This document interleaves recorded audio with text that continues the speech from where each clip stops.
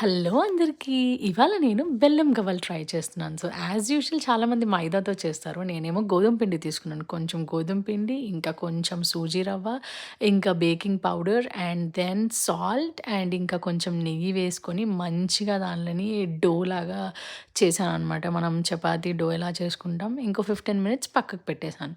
దాని తర్వాత చిన్న చిన్న పీసెస్ తీసుకొని గవ్వల పీఠం మీద ట్రై చేశా అనమాట. చాలా మంచిగా వచ్చింది షేపు. ఇంకా నేను సైడ్‌కి బెల్లం పాకం పెట్టుకున్నా అనమాట. పాకం ఒక కప్పు బెల్లంకి నేను 1 ½ కప్ గ్లాస్ ఆఫ్ వాటర్ తీసుకున్నాననమాట. ఇంక ఇవి గవ్వలు మంచిగా ఫ్రై అయిన తర్వాత లైక్ కొంచెం ఇలా రెడ్డిష్ లాగా వచ్చిన తర్వాత ఇంక నేను బెల్లం పాకంలో వేసేసాననమాట. మనం కొంచెం సేపు ఉంచాలి బెల్లం పాకంలో సో దట్ అది పీల్చుకుంటదనమాట.